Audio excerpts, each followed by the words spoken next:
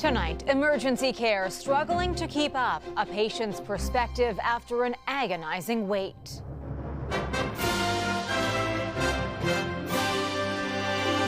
Overcrowding in Canadian hospitals. It's incredibly frustrating, and it was very painful, frankly, in a really hard time in my life. Doctors underscore a dangerous reality, detailing a complex path forward in the Middle East. There's no time to waste.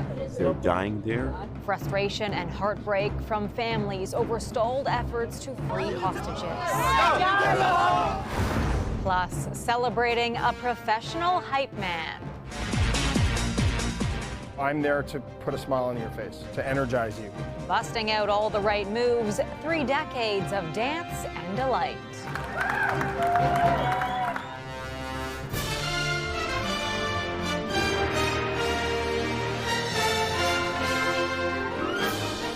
CTV National News with Heather Butts. Good evening. The health risks and harsh reality of Canada's ER crisis are being laid bare tonight with stories of agonizing wait times. As provinces try to adjust to help alleviate pressures, there is concern the problem is trending in the wrong direction. CTV's Colton Prail starts us off. Frankly, they're so busy, I got forgotten quite a few times. Andrea Harden says it took 37 hours from the moment she entered the emergency room in Ottawa until she finally had surgery for appendicitis the next day. It's incredibly frustrating, and it was very painful, frankly, in a really hard time in my life. Harden spent the night in a reclining chair in a hallway, unable to sleep, surrounded by other patients and medical staff that were struggling to keep up. To feel it and to see it and to hear the code whites and to see people running around and see people in pain in hallways, to be a person in pain in hallways, that made it so much more real on a very different level. Across the country, wait times on Saturday at major hospitals in Toronto, Montreal, and PEI were at least 5 hours, while adult patients at Winnipeg's Health Sciences Centre waited an astonishing 7.5 hours. This doctor calls it a crisis. Canadians have lost confidence that their healthcare system will be there for them when they need it. And I think we as healthcare providers have lost confidence in our political leaders that they actually know what they're doing and have a way forward. I don't think they do. Manitoba has announced new short-term staffing to ease the burden in that province. New Brunswick hopes to open more beds by moving long-term care patients out of hospitals after declaring a critical state procedure. Increasingly, doctors say patients are being seen in hallways and ambulance bays. Many times I'm seeing patients on EMS or paramedic stretchers, not actually in the ER, but outside the ER, because there's actually no room in the ER for paramedic stretchers. More needs to be done, because I would hate for more people to go through what I went through, and I know it's going to continue happening, and that's frankly scary. I think we need to do something more, and governments absolutely are behind the ball and need to act. The health minister's office says they're having active, productive conversations with the provinces to sign more bilateral health care funding deals. But after Ottawa offered up $196 billion last spring, so far only 4 provinces have signed on. Heather. Colton, thank you. Ottawa's $10 a day childcare program is facing criticism, with operators warning of closures because of the funding model. It comes at a time when parents across the country are adding their names to long wait lists in hopes of getting a spot. CTV's Kamal Kermali explains. How's it going with Meyer? Kristen Lillyman just heard she's about to pay a lot more for childcare. So when I received the news, I was in complete shock. Ola Daycare in Toronto informing parents this week it's pulling out of the national $10 a day program. For them, it's either increase those fees or shut down. We are seeing fees increase by between $800 and $900 per child. This decades-old Toronto nursery instead went with the more permanent option. This is a devastating, devastating loss to all of us. Shutting its doors for good. Carmelide's closure is coming at a time when daycare centres across Toronto and across the province are struggling to stay open. And across the country, daycare operators folding under the pressure of parents paying less. The funding formula that the government has put into place is not covering all of the true costs of the delivery of childcare. The feds committed nearly $30 billion over 5 years to add more childcare spaces and reduce costs until an average of $10 a day for childcare is achieved by 2026. But its unintended consequence, daycares left in debt, cutting parents' costs, but the province taking weeks to reimburse them while they struggle with inflation. You expect to get paid on the first of the month, and that paycheck, your compensation for your time and your work, doesn't actually come to you for 45 days. The subsidized program now has wait lists stacked sky high. People pleading and begging for spots, and we just don't have them. The Ministry of Families, Children and Social Development admitting it knew implementing this program would be a challenge, but says it's already seen provinces like Saskatchewan and Manitoba achieve the $10 a day target. Heather. All right, Kamal, thank you. Families trying to find housing or stay in their current home are finding it difficult. And tonight, a Vancouver family is speaking out after receiving a no-fault eviction. The process is part of what some are calling a worrying trend in the housing market. CTV's Isabella Zavarisi reports.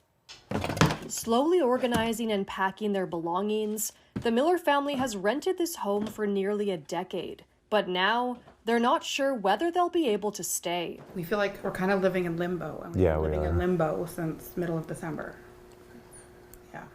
And we don't know what to do. 2 weeks before Christmas, the family of 5 received an eviction notice from their landlord, claiming a family member would be moving in. Jen and Christopher Miller are questioning that. Weeks before, the couple say their landlord emailed them, wanting to double their rent. We think it's suspicious that his son's moving in, but yet all communication in regards to this house has all been in regards to rental increase, not that his son has been displaced. CTV News repeatedly tried to contact the landlord, but there was no answer. You have reached the voicemail box of... The family is now disputing the eviction and awaiting their hearing with the residential tenancy branch.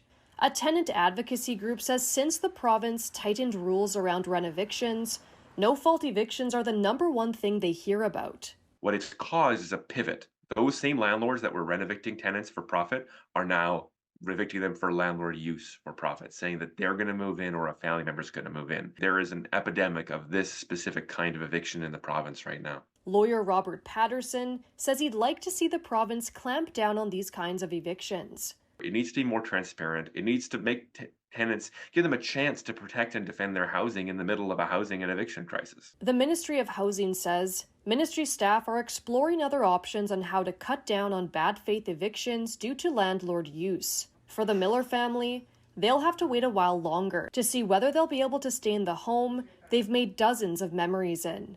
Isabella Zavarisi, CTV News, Surrey. Some experts are calling it a small victory on the affordability front when it comes to the cost of food. Shoppers are celebrating after a grocery giant reversed course on a decision to remove 50% off discounts, but it is highlighting other issues in Canada's retail landscape. CTV's Hafsa Aref reports.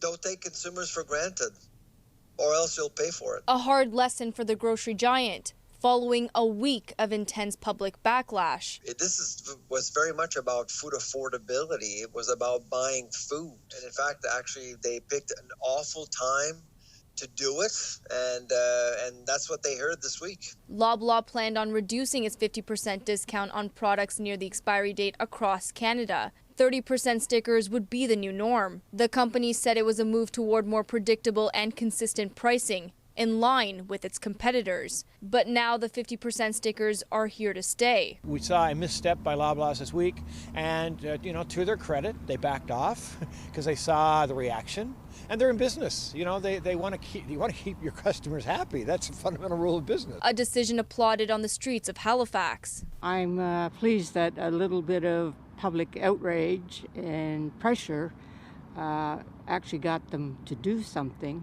With bills and stuff and working, going to school, so like when you go and you get sales, it's nice when they change it to less and it's more expensive, which groceries and everything right now is already crazy in price. It's another kick. But the decision has sparked a broader conversation about the responsibility of grocery giants. and whether others will follow suit. That people will start looking at Metro and Sobeys and asking them, well, so what are you going to be doing now to help us out? I mean, everyone needs help. I don't see, because they control such a large share of the distribution channel, the big five, I don't see big changes. I don't think things are going to get immensely better. I think things will just go along as they have been. But in the end, Charles Loblaw says more competition is needed across Canada. Companies to have a tremendous amount of power in the marketplace, like Loblaw's and Walmart also, independent grocers don't stand a chance. But for now, independent shoppers do savor a small victory against a grocery giant. Hafsa Arif, CTV News, Halifax. In Toronto, an 18-year-old man has died after his Jeep crashed into the icy waters of Lake Ontario. Police say the vehicle was involved in a head-on crash with a pickup truck and smashed through a guardrail before plunging through the ice. Crews worked to remove the vehicle from the water. About an hour later, the driver was pulled out in life-threatening condition, but later died in hospital. An Arctic blast is sweeping the United States this weekend. This Michigan lighthouse frozen solid as temperatures drop below freezing. In Memphis, so many pipes broke, residents were urged to boil water over concerns of possible contamination. Several states are also dealing with lake-effect snow. The deep freeze follows 2 weeks of storms, blamed for at least 60 deaths across the country. Overseas now, and the growing questions about a path forward in the Middle East. Israel's prime minister said today he will not compromise on a full Israeli control over Gaza as he faces new pressure from inside his own country. CTV's Tony Grace reports. Frustrated families outside the home of Israeli Prime Minister Benjamin Netanyahu, demanding urgent steps to secure hostages still missing since the deadly Hamas attack on Israel October 7th. There's no time to waste. They're dying there. Hamas is executing them. And in Tel Aviv, thousands of protesters calling for new Israeli elections, exposing divisions over the government's handling of the war that drags on. Today, Israel said it hit more Hamas targets in Gaza, and Netanyahu's office reiterated his claim that Israel must have control over a post-war Gaza, saying the need to secure Gaza after Hamas is destroyed conflicts with the idea of Palestinian statehood. That may be in conflict with the two-state solution as we knew it before October the 7th. Israel's ambassador to Canada weighing in an interview airing Sunday on CTV's Question Period. We have to find security arrangements. This is the crux of the situation right now. But also right now, more signs of the conflict spreading. Iran, which backs Hamas, vowed revenge against Israel for an airstrike in Syria today, which it says killed 5 members of the Iranian Revolutionary Guard. In Lebanon, state media said an Israeli drone strike killed 2 members of the Iran-backed Hezbollah group. An upsurge in these Israeli attacks on Iranian interests in the region is very much related to the crisis in Gaza. The situation stoking concerns about an expanded war. In the West Bank, across the blue line between Israel and Lebanon, and in Syria, Iraq, and the Red Sea. The UN Secretary General reiterated his call today for a ceasefire, a push that seems elusive as casualties mount. The Hamas-run health ministry in Gaza today now saying the death toll from the conflict is approaching 25,000. Heather. Tony, thank you. Coming up, creating a lasting legacy. I need to get off the front line and get behind the sort of pen and paper and to try to help make the laws. An inspiring Innu woman's journey to becoming a lawyer.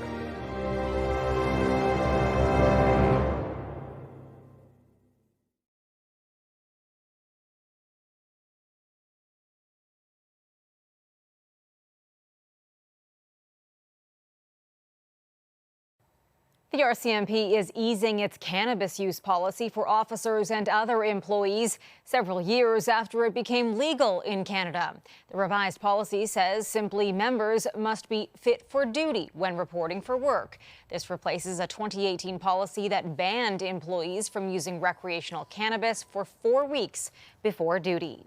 An interest in law is not what led Jolene Ashini to becoming a lawyer. Still, the Innu Nation says she's the first Labrador Innu woman to earn a law degree. And now she's setting the bar even higher. Inspired by her father's advocacy work in the community, CTV's Garrett Barry has more on a legacy of leadership. Her father was a giant in the Innu Nation.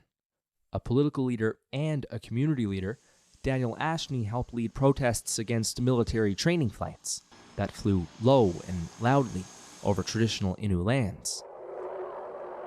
He got arrested for that cause, and others. Jolene Ashini was there to see it all. So I've seen him get arrested. I've had to visit him in jail for his advocacy work. Work that she wants to continue, now as a lawyer. We've seen the best of the best, the biggest wins and the biggest losses with him. And it was something where he died at such an early age that the work that he wanted to do was unfinished. Jolene Ashini is the first Labrador Innu woman with a law degree.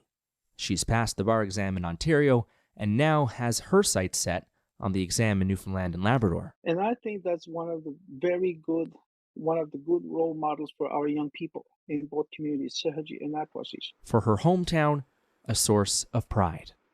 See, ever since that we've taken over our own education for the last 15 years, there has been a successful young people. Ashini says she's tried other paths. She was elected as a band councillor, but there was always something that drew her to law. In order for me to do more, I need to get off the front line and get behind the sort of pen and paper and to try to help make the laws. She's now working in Toronto with an Indigenous-focused firm that the Innu Nation has hired. This week, she's in Labrador, helping prepare for the provincial inquiry into the experiences of Innu children in foster care.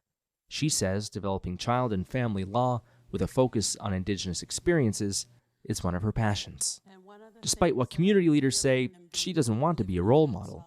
I don't want to be that bar that people should attain. I want people to surpass and completely go beyond that bar. She says her biggest purpose is to show Innu children and adults that they can overcome barriers to achieve their dreams. Garrett Barry, CTV News, St. John's. Mary Weiss, the lead singer of the 1960s pop group The Shangri-Las, has died. That's when I fell for leader of the pack. Weiss was the voice of pop hits, Leader of the Pack, and Remember Walking in the Sand. The Shangri-Las were the last of the great girl groups of the mid-60s. Weiss's death was confirmed by her record label, though the cause was not disclosed. She was 75.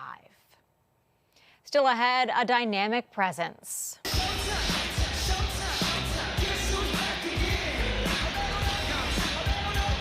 Captivating the crowd with infectious dance moves.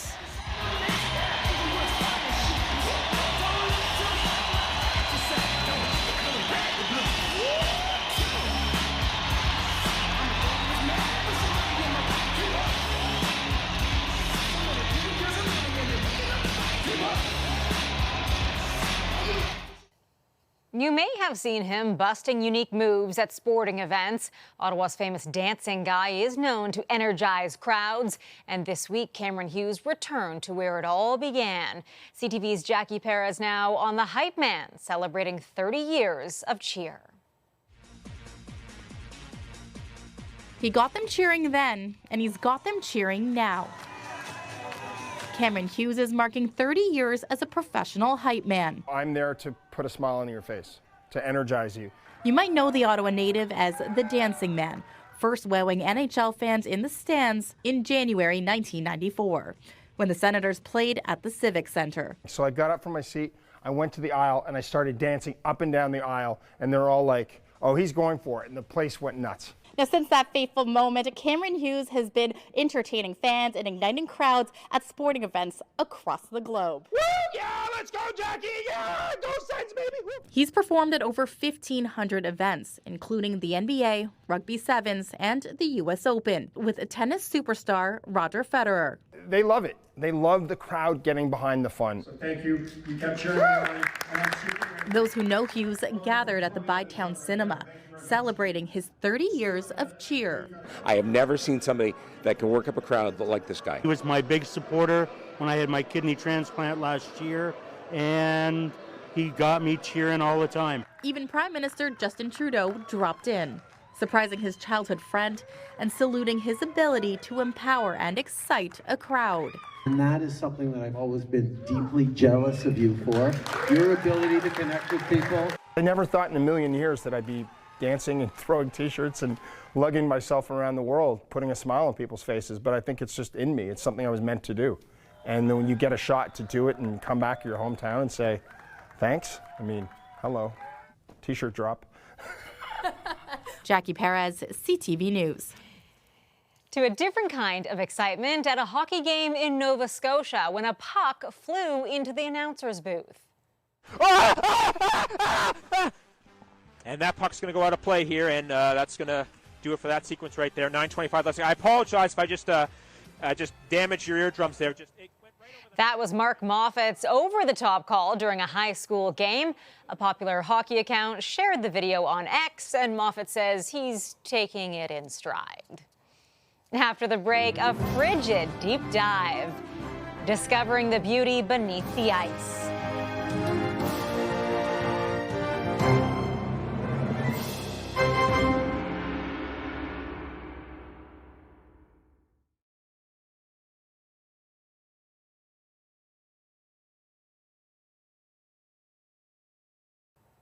As temperatures plunged across BC, most people preferred to stay inside. Others made the most of the winter weather under the sea. CTV's Adam Sawatsky now on the daring divers. The bird just standing on the ice. Murren Buick is preparing to realize a diving dream after receiving a message from a far from fair weather friend. When Ethan asked me if I wanted to go ice diving, I was like, yes. Ethan Pang, who sports carbon fiber flippers, who's decorated his ceiling with prints of some of the creatures he's encountered under the sea, had launched his drone over the ocean when the temperature hit record lows. Oh, we're just so pumped. They couldn't believe Brentwood Bay was covered in ice. I thought I had to go to Iceland to ice dive, but it's pretty special to do that in my backyard.